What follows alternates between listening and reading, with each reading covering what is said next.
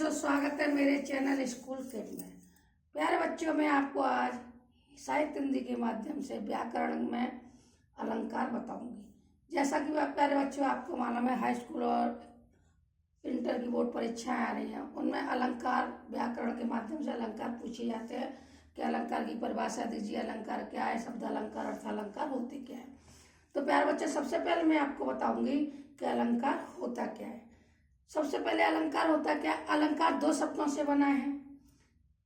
अलम धन का, जिसका अर्थ होता है गहना। जिस प्रकार स्त्री की शोभा गहनों से होती है, उसी प्रकार काव्य की शोभा अलंकारों से होती है। अब मैं अलंकार की परिभाषा बताती हूँ आपको। अलंकार की सरल परिभाषा है, काव्य की शोभा बढ़ाने वाले तत्वों को हम अलंकार कहते हैं। दूसरा शब्द है कि अलंकार कितने प्रकार के होते हैं। तो बस प्यारे बच्चों, मुख्यतः अलंकार तीन ही प्रकार के होते हैं, जैसे अर्थालंकार, शब्द अलंकार, उभय अलंकार। आपकी बोर्ड परीक्षा मुख्यतः शब्द अलंकार और अर्थालंकार के विषय पूछा जाता है। वह अलंकार का कोई भी रोल नहीं होता है, ना उसके अंतर्गत आने वाले अलंकारों के विषय में पूछा जाता है। अब मैं बताऊंगी शब्द अलंकार के कितने भेद हैं और अर्थालंकार के कितने भेद हैं। तो प्यारे बच्चों, शब्द अलंकार के अंतर्गत 5 अलंकार आते हैं: अनुप्रास अलंकार, यमक अलंकार और श्लेष अलंकार, पुनर्वृत्ति अलंकार और वक्रोक्ति अलंकार।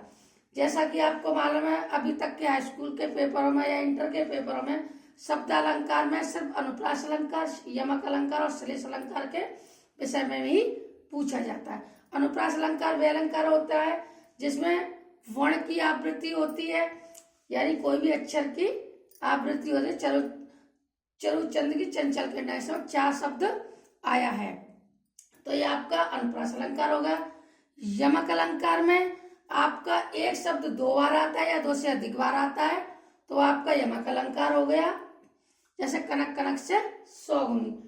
श्लेष अलंकार में सिर्फ एक ही बार शब्द आता है, लेकिन उसका अर्थ जैसे रहीमन पानी राखियो, बिन पानी सब सूख, पानी गए ना उभरे, मोती मानस सुन। अब प्रवर्ती अलंकार में कुछ नहीं आता, तो बच्चों मैं ज्यादा आपको इसलिए नहीं बता रही हूँ कि फिर आपका दिमाग उधर ही चला जाएगा कि ये कौन कौन से अलंकार है। इसमें जो मुख्य इंपोर्टेंट अलंकार है उसी के विषय में मैंने आपको बताया। दूसरा आता है अर्थालंकार। अर्थालंकार में 3 प्रकार के अलंकार बोर्ड पेपर में पूछे जाते हैं: रूपक अलंकार, उपमा अलंकार, उत्प्रेक्षा अलंकार। रूपक अलंकार में जहाँ उपमेय और उपमान को एक ही रूप में मान लिया जाए, वो आपका रूपक अलंकार है। ठीक है, जैसे चरण कमल बंदो हरिहरी, इसमें भगवान के चरणों को कमल मान लिया गया है। उपमा अलंकार में सा सी से सम सरिस शब्द आ जाए, यानी सा लग जाए उसके जैसा, जैसे चांद सा मुखड़ा, तो आपका उपमा अलंकार आएगा। दूसरा है पीपल पात सरिसमन डोला। बच्चों, ये उदाहरण जरूर आता है, पीपल पात सरिसमन डोला, तो सा सी से सम सरिस शब्द आ जाए तो आपका उपमा अलंकार हो जाता है। अब मैं आपको लास्ट बताती हूँ उत्प्रेक्षा अलंकार। जैसा कि आपको मालूम है और परीक्षा आने वाली है, तो मुख्यतः यही अलंकार पूछे जाते हैं प्यारे बच्चों।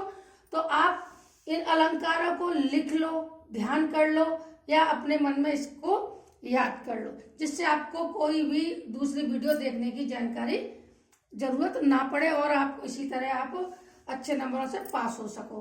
तो आपको ये जानकारी मैं इसलिए दे रही हूँ कि जल्दी से जल्दी आप बोर्ड परीक्षा आ रही है आपकी, ठीक है, तो उसमें आप इन अलंकारों को लिख सको और आप पहचान लो। ये मैं आपको शुद्ध सरल परिभाषा बता रही हूँ, जिसमें आप कहीं भी ये शब्द आ जाए तो आप पहचान लो कि ये अर्थालंकार के अंतर्गत उपमा अलंकार है, रूपक अलंकार है, या यमक अलंकार है, या जो भी अलंकार है आप परिभाषा से ही पहचान सकते हो। इतनी सरल परिभाषा में आपको बता चुकी हूँ। ठीक है, अब आपका तीसरा आता है उत्प्रेक्षा अलंकार।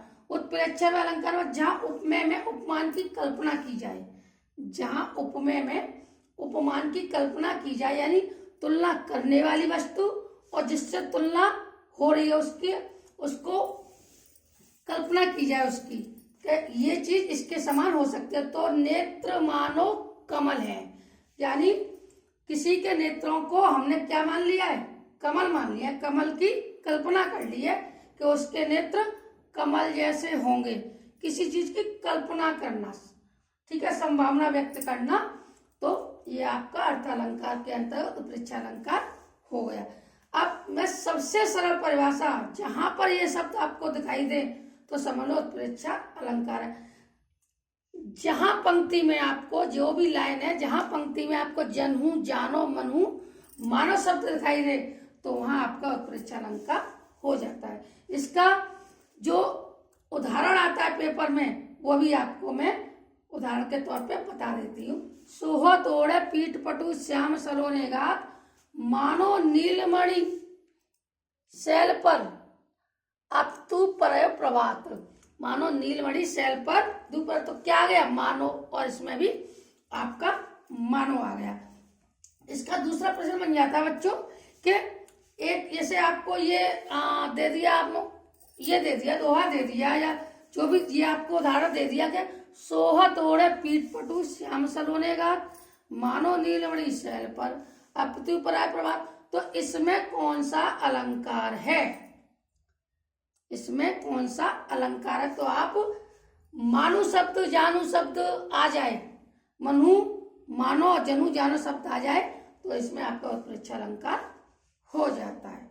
ठीक है, तो प्यारे बच्चों, ये जानकारियां, छोटी छोटी जानकारियां, आप इसको अच्छी तरह याद कर लो, यहाँ पर कहीं पर नोट कर लो, जिससे आप अलंकारों के विषय में जब भी आपके पेपर में कोई भी अलंकार आता है तो आप अलंकार आप बता दोगे कि ये अलंकार है, ये वाला अलंकार है। तो मेरे द्वारा दी गई जानकारी अगर आपको अच्छी लगे तो मेरे चैनल को लाइक करो, कमेंट करो, सब्सक्राइब करो।